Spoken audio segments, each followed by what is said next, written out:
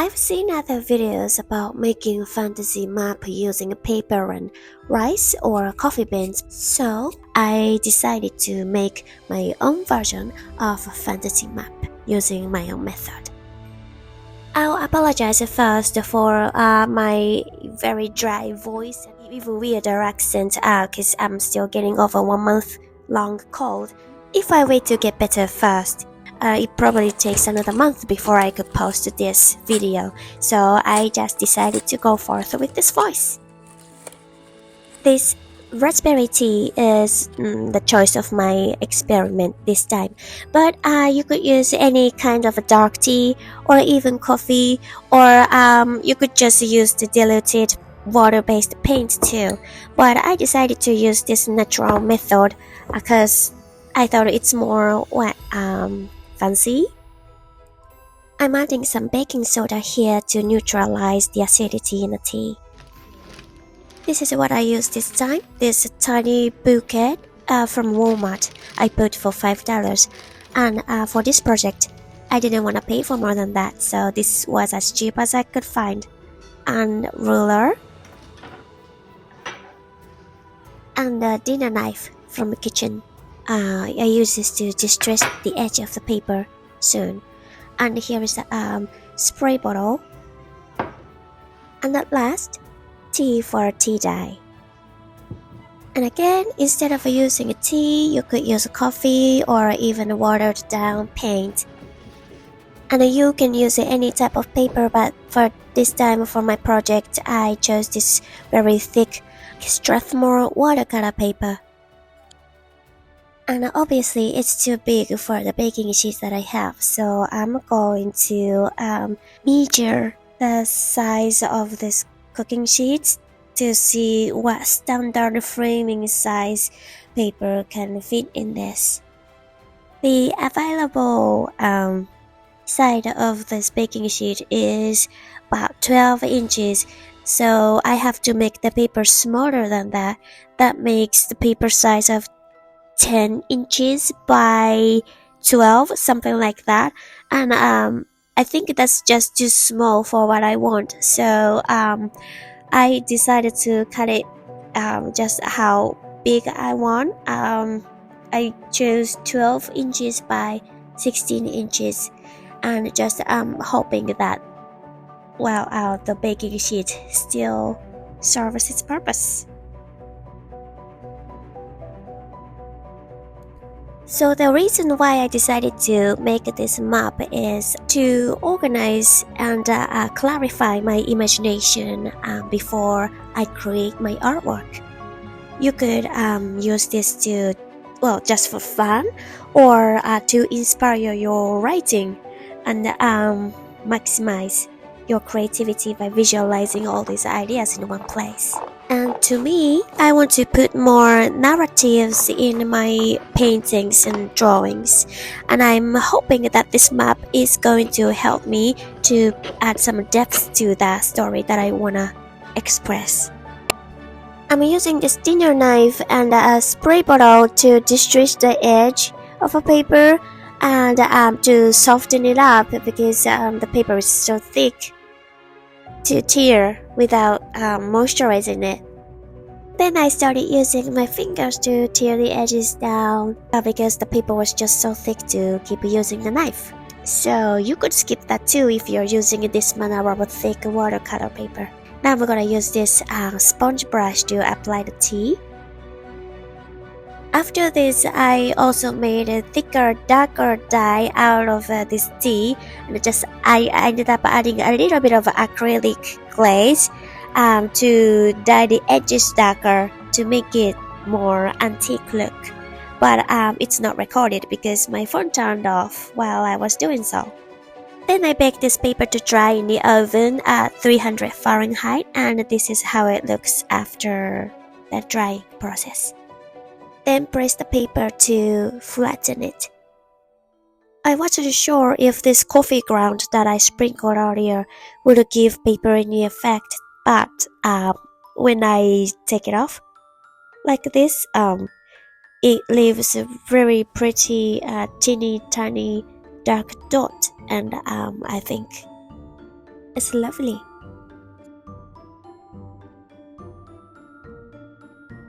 Here is a photo of before after from my camera, plus one of my cats. I think I've passed his inspection. Yay! These are what I used to make my own fantasy map. I decided to use flour instead of just rice and coffee because they are so tiny and it looks difficult to clean. Plus, I wanted something more fancy. For my map, I had a few essential elements that I need in the map, so I drafted out the map because this place is somewhere between reality and my own imagination. I'm thinking what part of flower I should use for what part of the element on the map. The rose leaves looked a little too big and I wanted a variety of sides, so I picked some basil and spearmint from my planter. Remove all the petals. This is why I didn't want to pay for more than $5 for a rose. I've never seen the core of the rose, but it smells good. It smells like a rose. Have you ever seen it before? I never knew how it looked like in the middle of a rose, because I've never seen it open. From here, I'm going to toss the flower and leaves on the paper to make a shape, but this got trickier than I thought because I want things to appear randomly, but I also needed to get the elements that I absolutely needed on a map to appear right there. After some attempts, I decided to settle with this one. I'm using this pencil to trace the shape first, because I'll be tossing leaves to make a shape of other elements like the shoreline and rivers. So I needed to be able to edit it later.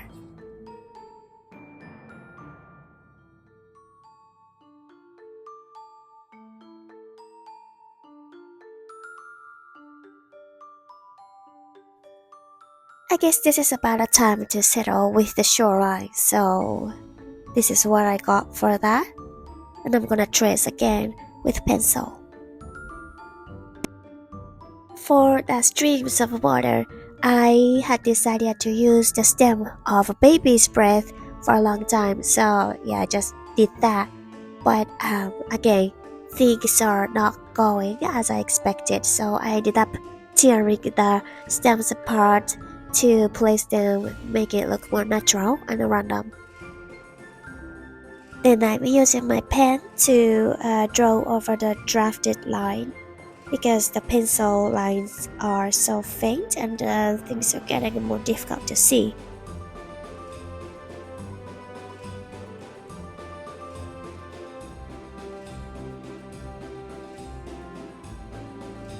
I'm tossing the flowers from baby's breath that I just used to form a shape of a lake in the middle of a mountain.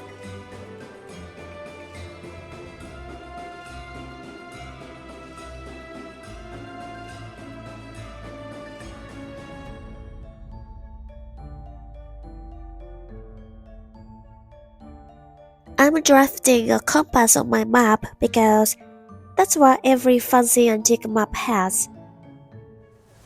Isn't that right?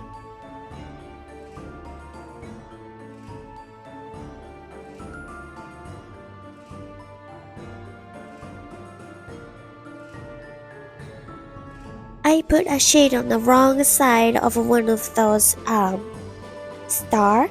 I don't know if you can see or tell, but I did, and I'm gonna fix it with some paint later on. But for now, please just bear with me.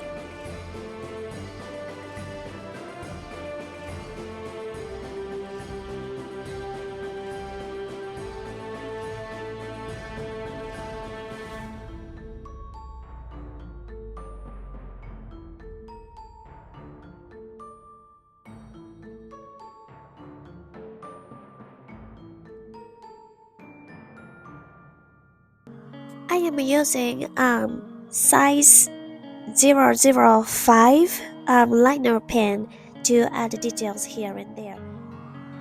I am throwing some different methods here and there to express shapes and the elements of the nature around there. So I'm putting some symbols for the hills, like in the fantasy map style.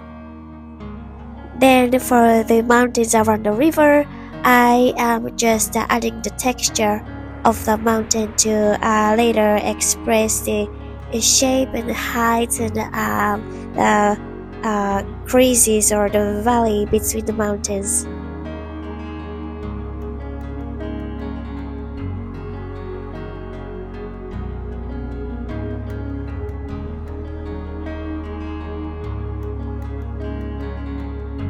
I am adding some major landmarks and places like this, but for the rest of the shape of a whole town, I'm just leaving with a vague shape and not really adding too much details because that's something I probably randomly come up with in the future, and I just didn't want to limit my imagination by putting them up front.